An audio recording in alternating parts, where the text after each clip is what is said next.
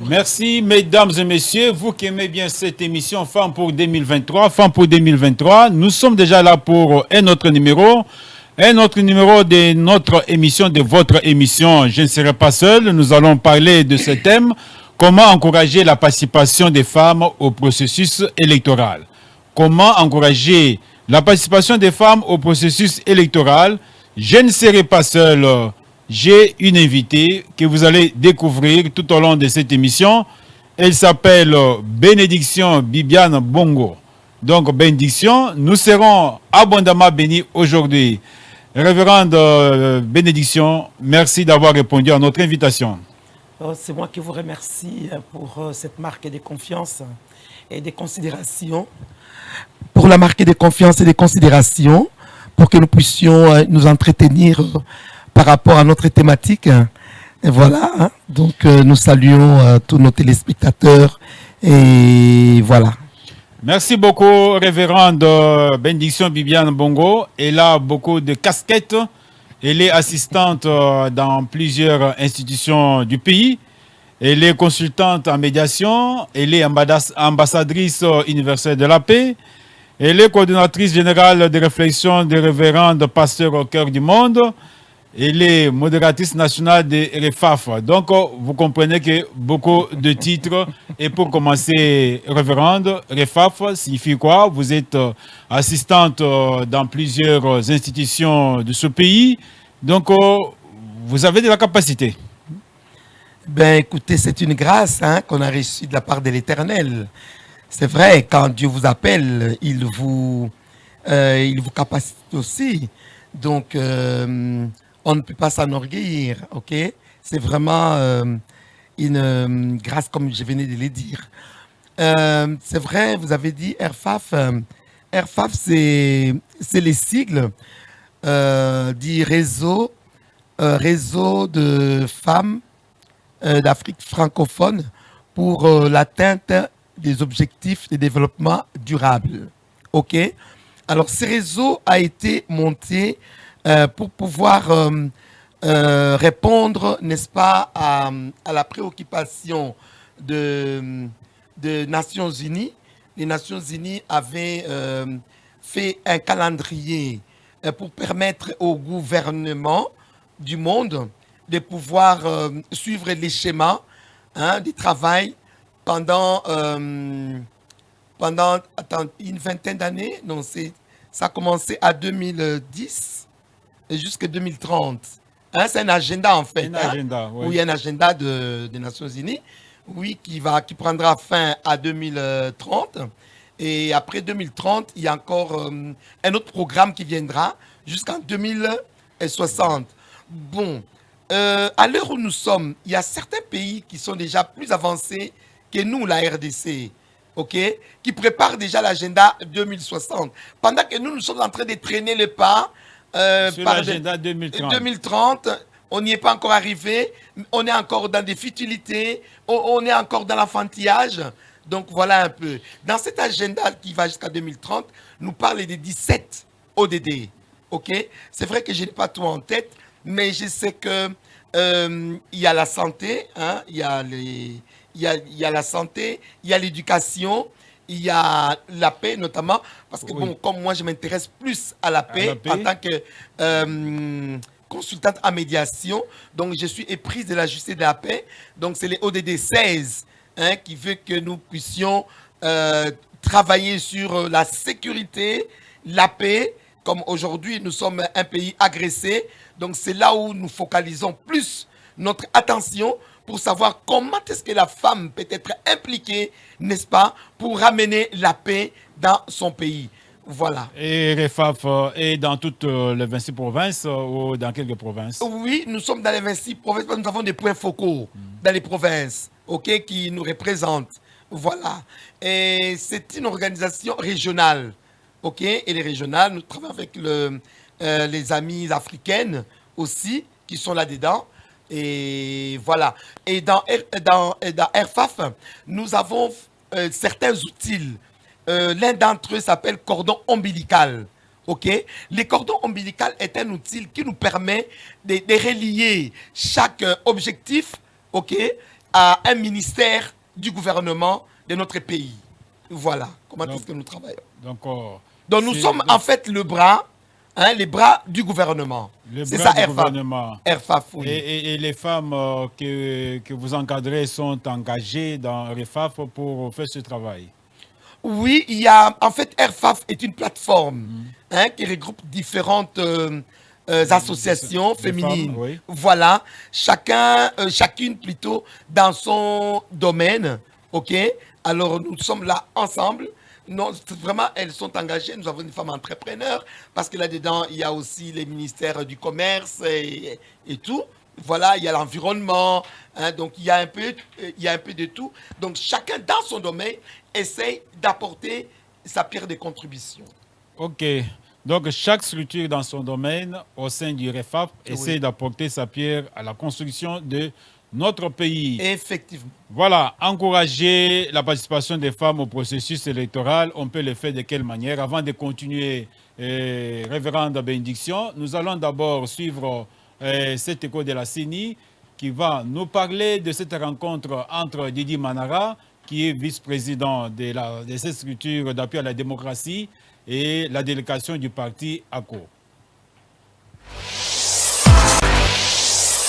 Dans le souci de s'enquérir des préparatifs des élections prochaines de 2023 et de ne pas prêter oreille aux fausses rumeurs, la délégation du Parti Avenir du Congo, ACO en cycle, a échangé avec le deuxième vice-président de la CENI, Didi Manara Linga, en présence du rapporteur adjoint Paul Mouindo. Le secrétaire général du parti ACO s'est dit surpris agréablement de la détermination de la CENI à organiser les élections dans le délai constitutionnel. Roger Mamba a dit devant la presse que les doutes sont levés au regard de la détermination du bureau de la CENI. Nous avons répondu à l'invitation du deuxième vice-président et nous étions agréablement surpris de ce que nous avons appris. La première des choses, c'est la détermination que nous avons notée de la part du bureau de notre centrale électorale d'organiser les élections dans les délais constitutionnels. Mais même nous, on se disait qu'il peut y avoir un petit glissement, quoi. Mais j'ai noté une détermination majeure, nonobstant tout ce qu'il peut y avoir comme difficulté. Deuxièmement, nous sommes aussi agréablement surpris de voir cette disposition de la CENI de s'ouvrir, de communiquer, d'expliquer ce qui se passe, pour que les gens comprennent réellement ce qui se passe. C'est vraiment une machine complexe pour l'organisation des élections. Le deuxième vice-président a reçu cette délégation du parti ACO au nom du président Denis Kadima Empêché.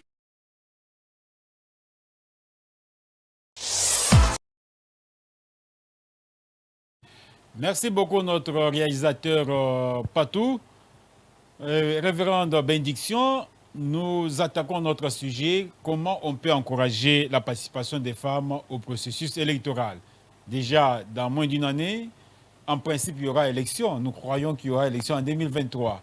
Mais comment encourager la participation des femmes? Nous voulons avoir une participation accrue des femmes en 2023. Merci beaucoup, M. Jean-Pierre. Mais d'entrée de jeu, je me pose moi-même la question de savoir pourquoi les verbes encourager. Pourquoi vous avez pensé mettre ces verbes-là, encourager? C'est comme si quelque part les femmes étaient découragées et maintenant il faut les supplier pour pouvoir s'impliquer dans les processus électoraux. Encourager, c'est par rapport aux années précédentes, à tous les cycles, on voit que la participation est faible. C'est comme si les femmes elles-mêmes ne s'intéressent pas à la politique. C'est pourquoi on dit comment on peut les encourager à aussi comprendre que la politique les concerne au même titre que les hommes.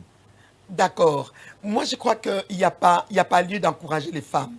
Mais il y a c'est question de les stimuler.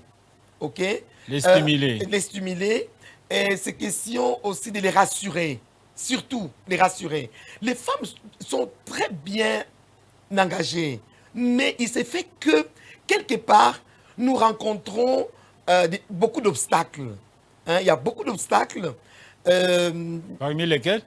Il y a d'abord la pesantère coutumière. OK? Et la femme, il y a les stéréotypes. OK? qui dit que non, par rapport aux femmes mariées déjà. Hein, une femme mariée ne peut pas s'engager dans la politique sans l'aval de son mari. Alors quand vous regardez la Constitution, la Constitution nous a déjà exempté de demander l'autorisation maritale pour entreprendre une activité, je ne sais pas, professionnelle. Ok. Oui. Mais il y a toujours les mauvaises langues qui sont là. Et la femme, parfois, elle se rébifie derrière ses préjugés pour dire oui, mais si je n'ai pas l'aval de mon mari, qu'est-ce que les autres vont dire? Ça la bloque un peu. Hein? Donc, c'est question maintenant de sécuriser la femme. Il faut seulement la sécuriser. Hein? Il faut la rassurer pour lui dire non, vous aussi, vous êtes des personnes à part entière. Vous avez quelque chose à apporter au niveau du pays sur le plan politique. Et qui doit rassurer, qui doit aider la femme à enlever cette mauvaise perception, n'est-ce pas, des gens. Bon, généralement, monsieur Jean-Marie, monsieur Jean-Pierre, belle question. La femme elle-même d'abord doit prendre conscience, n'est-ce pas, que sa destinée est entre ses mains. La femme doit croire en elle-même. D'abord, elle doit croire en elle-même. Elle doit comprendre que non, je suis créé, n'est-ce pas, au même titre que l'homme. Quand nous regardons la Bible, Dieu a créé aussi bien la femme que l'homme à son image et selon sa ressemblance. Elle doit elle-même s'approprier cette idée-là, cette pensée, qu'elle se dise que je suis un choix réfléchi de Dieu pour être utile dans ma nation. À partir de là, elle pourra escamoter, n'est-ce pas, tous ces blocages qu'elle pourra rencontrer devant elle. Vous savez, les hommes ne nous feront jamais des cadeaux. Hein? J'entends parfois certaines femmes dire non, que les hommes nous donnent. Non, les droits, et surtout pas en politique, les droits ne se donnent pas. Ça se gagne. Ça s'arrache. Ça s'arrache. Ok? Ça ne s'arrache pas brutalement, mais ça s'arrache par les compétences. Moi, je vois très mal un homme qui est en face d'une femme compétente, une femme, n'est-ce pas, qui se défend, n'est-ce pas, dans sa réflexion, dans son travail, dans tout ce qu'elle peut entreprendre, qu'il devienne un bourreau pour elle. Non. Je crois que lui aussi a besoin d'une aide. Il a besoin d'une compagne. Ok? On interdit à la femme qui veut rester bébé, qui veut rester dans le berceau, ok, qui ne veut pas quitter le berceau. C'est à cette femme-là, n'est-ce pas, qu'on dit, ben écoute, reste là où tu es, laisse-nous avancer. Mais une femme qui se détermine, une femme qui comprend que moi aussi, j'ai quelque chose à apporter. Non, à cette femme-là, on lui laisse le chemin. Là, je comprends, bénédiction, je comprends que les grands obstacles, c'est la femme elle-même. Si elle n'arrive pas à croire en ses capacités intellectuelles, morales, spirituelles, managériales, ça sera un peu difficile. Mais comment on peut déclencher ces mécanismes-là? Par quelle méthode? Quel est le mode opératoire pour amener la femme à prendre conscience qu'elle a les mêmes capacités, tant intellectuelles, morales, spirituelles, managériales que l'homme? Mais justement, la femme doit sortir de son enclos imaginaire. Elle doit rejoindre les autres. Ce n'est pas pour rien qu'il y a des associations. Hein? Ce n'est pas pour rien qu'il y a des associations, il y a des regroupements, il y a des rassemblements. C'est pour que la femme apprenne. Monsieur Jean-Pierre, vous savez, l'information est une puissance. Quand on a l'information, on a les pouvoirs. Et lorsqu'on a les pouvoirs, on a les savoirs. OK? Les pouvoirs vous donnent les savoirs. Tout à fait. Alors, quand vous avez les savoirs, vous avez la puissance. Vous avez la liberté d'agir. Mais c'est quand vous êtes ignorant que vous êtes bloqué. D'ailleurs, la Bible nous le dit, Osée 4:6, mon peuple est péri, faute de connaissance. Quand on n'a pas la connaissance, monsieur Jean-Pierre, on est mort. On ne peut rien faire. Et là, vous me rejoignez. Pourquoi j'ai pris le verbe encourager? Puisque si nous faisons les statistiques, même les informations, comme vous avez parlé de l'information, Oui. c'est trop peu de femmes qui suivent les informations. Et quand on n'a pas l'information, on n'a pas... Non, on ne peut rien faire. On ne peut rien faire. Parce que l'information vous amène à la formation. Et lorsque vous êtes formé, c'est la transformation qui s'ensuit. Au jour d'aujourd'hui, révérende bénédiction, les femmes se cachent derrière l'hypothèse telle que ce sont les gens des partis politiques qui ne veulent pas nous aligner. Donc, ils se cachent derrière l'hypothèse des hommes. Les hommes les empêchent. Je ne sais pas si vous êtes d'accord avec ça, que les hommes les empêchent à progresser, à aller de l'avant. Vous savez, en deuxième graduat, j'ai eu un professeur de l'exégèse du Nouveau Testament. Il disait toujours ceci, toute crise lance un défi. OK? Oui. Toute crise lance un défi, déclenche une pensée. Et moi, j'ai ajouté, parce que j'ai dit, quand la crise lance le défi, OK? Maintenant, il y a maintenant la pensée qui se déclenche. Vous n'allez pas seulement vous limiter à la pensée. Il y a une pensée. Moi, j'ai ajouté, provoque une attitude. Une attitude. Voilà. Oui, une action. Voilà. OK? Alors, la femme a fait les constats selon lesquels que l'homme est un obstacle, est un frein à son épanouissement. Maintenant, qu'est-ce qu'il faut faire? Il faut rester derrière cet homme? Elle est restée en victime résignée. Voilà. Vous allez rester derrière l'homme? Non. Il faut faire comme l'homme, mais les dépasser. C'est-à-dire, maintenant là, quand on se dit que non, on ne peut plus être dans les partis politiques où il y a des autorités morales masculines. Mais nous créons nos partis politiques. Nous, femmes, créons nos partis politiques. Là où il n'y aura personne pour nous bloquer la route. Parmi les solutions, que les femmes elles-mêmes créent des bien partis sûr politiques. Que oui, M. Jean-Pierre. Parmi les solutions... Et ils en ont des capacités. Mais bien sûr. Et puis, la femme, n'est-ce pas, constitue une majorité électorale. La femme. Nous sommes plus nombreux que les hommes, plus nombreuses que les hommes. Mais pourquoi ne pas nous engager nous-mêmes, n'est-ce pas, dans nos partis politiques pour pouvoir avancer? C'est l'une des solutions. Est-ce que ce n'est pas la raison de manque de pouvoir financier qui empêche des femmes à pouvoir créer des partis politiques? Non, moi je crois que c'est un manque de volonté. C'est un manque de volonté, manque de cohésion, parce que le nombre de femmes que nous représentons, si nous décidons d'avoir une, d'ailleurs c'est notre prière, notre souci, nous militons pour qu'en 2023, nous puissions avoir une femme à la magistrature suprême. OK. Que Dieu nous aide. Suprême. À la magistrature suprême, M. Jean-Pierre. C'est notre prière. Avec détermination et avec conviction. Détermination, parce que le leadership masculin a failli, qu'on se le dise. Le leadership masculin vraiment a démontré ses limites. Maintenant, nous voulons vraiment qu'une femme... Il faut changer les paradigmes.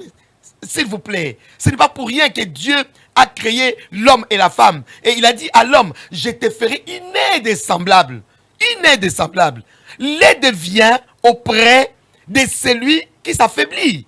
Ok, l'homme s'est affaibli. On ne dit pas qu'ils n'ont pas travaillé, mais ils se sont affaiblis, les hommes congolais. Maintenant, que la femme s'élève, que la femme prenne conscience que maintenant, c'est moi la maman. Comme a dit Déborah, je m'élève en Israël comme une mère. C'est ça maintenant. Nous avons besoin d'une mère en RDC pour pouvoir changer, n'est-ce pas, la donne. On ne peut pas continuer comme ça. On ne peut pas. Dans les humiliations, dans les rejets, dans le mépris. Non, on ne peut pas. Il faut que ça change. Alors, qu'est-ce que nous voulions dire? Si la femme, nous les femmes, nous nous mettons ensemble, nous nous serrons les coudes, Papa Jean-Pierre, nous mettons 1 franc, 1 franc, 1 franc, 1 franc, 1 franc. Vous pensez vraiment que nous n'arriverons pas, n'est-ce pas, à pouvoir payer la caution, à pouvoir mener la campagne? Et puis notre campagne, ce ne sera pas une corruption. Non, nous allons parler. Nous allons essayer d'expliquer à nos consoeurs les biens fondés, n'est-ce pas, d'avoir une maman. une maman, quand elle est aux affaires, elle pense d'abord aux enfants. Ok? Elle pense d'abord aux enfants. Qu'on ne nous trompe pas. Mais un papa, quand il est Quand il a l'argent, aux affaires, il pense d'abord à lui-même, c'est-à-dire à satisfaire ses besoins. Ok? Il avait une, il ajoute une deuxième, une une troisième. troisième, ainsi de suite. Il va inonder, il va peupler, n'est-ce pas? Bon, voilà. Il va peupler l'espace. Mais une maman, vous savez, une maman, elle peut faire plusieurs enfants avec plusieurs hommes. Ok? Avec des différents papas. Mais elle est capable de les réunir tous. Les mettre ensemble. Les mettre ensemble. C'est ça une maman. Mais un papa, c'est difficile. Parce que chaque maman donnera sa doctrine à ses enfants, ok, pour pouvoir jouer contre le papa ou jouer contre leurs frères, contre leurs demi-sœurs ou demi-frères. Mais la maman qui a eu plusieurs enfants avec différents papas, elle est capable de mettre ses enfants ensemble pour avancer. Oui, révérende, revenons à ce que vous avez relevé. Vous avez relevé un fait très, très pertinent. Donc, les femmes, vous avez parlé avec détermination et conviction. Oui. Donc, on y vous travaille. rêvez la magistrature suprême. Non, on y travaille. Mais il y a un fait. Vous l'avez encore souligné, le manque de cohésion entre Mais ça les viendra, femmes. ne vous en faites Le pas. manque de cohésion. Non. Beaucoup de structures des femmes qui ne parlent pas le même langage. Et comment on peut arriver Non, ça va n'est-ce pas, changer. à converger. Ça va n'est-ce pas? changer. Nous avons l'aide de Ça Dieu. va changer quand Parce que on quand est moi à j'ai une année commencé, d'élection en quand j'ai commencé, ne 2023. vous en faites pas, même en 24 heures, Dieu changera la donne. Quand j'ai commencé à parler de ça, beaucoup se sont moqués de moi. Elles m'ont dit, mais révérende, vous êtes en train de rêver ou quoi? J'ai dit, les rêves est gratuit. Joseph a rêvé. Et c'est ce rêve qui l'a amené... Très loin. oui, là où il est arrivé. Laissez-moi rêver. Mais finalement, petit à petit, il y a beaucoup de femmes qui sont en train de me rejoindre. Elles sont en train de me rejoindre. Elles me disent, non, mais révérende, mais vous avez raison. Quand je donne les détails, j'explique. Je dis, voilà, il y a même des signes. Lorsque le Seigneur m'en a parlé, j'ai dit, non, Seigneur, il ne faut pas. Je ne pourrai même pas. On va me lapider. Et il dit, vas-y, commence à parler, tu vas voir. Il y a tel signe. Parmi les signes que Dieu m'a donnés, beaucoup se sont accomplis. Alors, je ne peux pas arrêter, M. Jean-Pierre. Je continue avec cette version-là. Et ça se fera ainsi. Oui, en une minute, révérende, bénédiction. Parlons de votre rêve, la magistrature suprême. Oui. Une femme à la magistrature suprême dans ce pays, la RDC. Oui. Et comment sera le pays par rapport à la manière dont il est géré hier et aujourd'hui? Je vous assure que vous verrez la différence. La bonne gestionnaire depuis la nuit des temps, c'est la femme. Tout le monde le sait. Maintenant, La femme est une très bonne gestionnaire. Regardez même là, aujourd'hui, dans les ministères.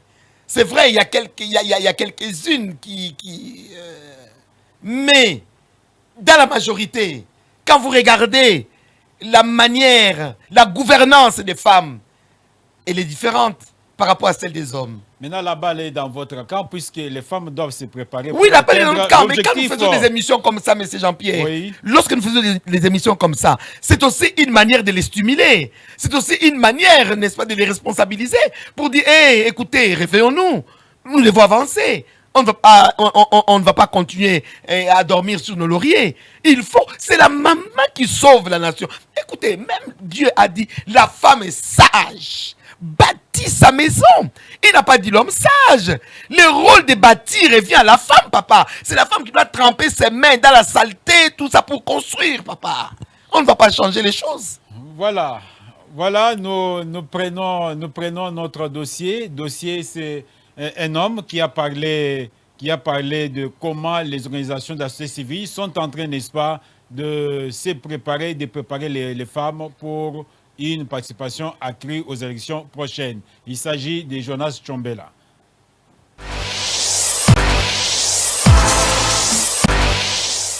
La participation accrue des femmes aux élections de 2023 reste un fait indéniable. Les femmes prennent de plus en plus conscience de cette question et se sensibilisent chaque jour qui passe. Aussi, les différentes organisations de la société civile sont tendances pour sensibiliser les femmes, les pousser à prendre conscience qu'elles sont des partenaires incontournables en politique. C'est le cas de la nouvelle société civile congolaise que dirige le coordonnateur Jonas Chombela.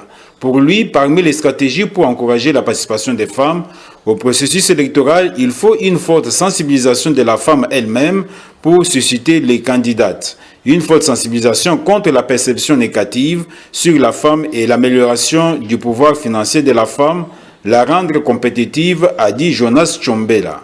Il y a une forte sensibilisation qu'il faut organiser à l'endroit des femmes elles-mêmes pour qu'elles aient des ambitions au même titre que leurs collègues masculins. Il y a cette sensibilisation de susciter les candidatures des femmes, mais les candidatures des femmes se valident dans des partis politiques. Donc l'adhésion des femmes dans des partis politiques, les endroits où les décisions d'être sur une liste électorale se décident, c'est à ce niveau qu'il faut augmenter la participation de la femme. Deuxièmement, il faut une forte campagne de sensibilisation contre les considérations que les gens ont de la femme qui participe, par exemple, à la gouvernance politique du pays. Les gens ont une perception très négative. Il faudrait qu'on arrive à casser cette perception très négative de la femme qui participe, celles qui prennent le courage de se mettre dans les sphères politiques. Il y a aussi les us et coutumes qui font que les femmes n'arrivent pas à participer au processus électoral. Et dans nos coutumes, les femmes sont toujours reléguées au second plan, soit dans le ménage, l'éducation des enfants. Il faut travailler aussi sur cet aspect. Et puis, enfin, travailler aussi sur le pouvoir financier de la femme, l'autonomie financière de la femme. Au niveau de sa structure, avec l'appui de l'Union européenne et dans le cadre de son programme Genre et question de la participation de la femme aux élections, la nouvelle société civile congolaise a pu sensibiliser les femmes à Kinshasa et dans 8 autres provinces de la RDC. Ok, Reverend Bénédiction et Bibiane Bongo, nous tendons déjà vers la fin de notre émission. Déjà? Oui, les stratégies qu'on peut mettre en place pour qu'il y ait une forte participation des femmes en 2023. Ben, écoutez, comme nous avions dit tout au début, hein, donc la première stratégie, que les femmes se prennent en charge par rapport à la création des partis politiques. Celles qui en ont déjà, qu'elles s'affichent pour qu'il y ait adhésion massive des femmes. Des femmes. OK? Alors, deuxième chose, que les femmes sachent que nous sommes déjà rassurés. Au début, j'ai parlé que nous soyons rassurés. Oui. On est déjà rassurés par rapport à cette histoire de 50%. Hein, lorsqu'un parti politique a... la loi électorale. La loi électorale, quand voilà. Quand les partis alignent 50% des femmes, vous êtes exempté de la caution. C'est déjà quelque chose de très fort. C'est déjà très bien. Et puis, ce qu'on avait dit tout à l'heure, là, troisième. Donc, c'est battre et non pas aller. Voilà, quand les femmes sont dans les partis politiques, ok, qu'elles n'aillent pas comme des atalakou, hein, des admiratrices, ok, qui sont là pour acclamer, non. Qu'elle s'affirme, qu'elle s'affiche, hein, qu'elle manifeste les ambitions à progresser. Non seulement les ambitions, mais qu'elle ne cherche pas le favoritisme, ok, mais qu'elle prône pour la méritocratie. Voilà. Voilà, mesdames et messieurs, nous arrivons presque à la fin de notre émission. En 1 minute, quelques secondes, les messages aux femmes qui nous suivent en ce moment sur ce thème, comment encourager les femmes pour leur participation au processus électoral. Chères femmes que nous sommes, les choix de Dieu, nous sommes les choix de Dieu. Lèvons-nous. Lèvons-nous, sauvons notre pays. Ce qui se passe aujourd'hui n'est pas nouveau. Comme a dit Ecclésiaste, il n'y a rien de nouveau, il n'y a rien de neuf sous le soleil. Même à l'époque ancienne, dans l'Ancien Testament, il y avait une crise, n'est-ce pas, en Israël. Les hommes se sont affaiblis. ok? Mais il y a une femme qui s'est levée pour sauver sa nation. Donc ce n'est pas nouveau. Que rien ne nous effraie. Christ l'a dit à la résurrection. Pour vous, femmes, ne craignez rien. Donc pour nous, femmes de la RDC, ne craignons rien. Allons de l'avant. C'est la femme qui bâtit. Ok? Et celui qui trouve une femme a trouvé le bonheur.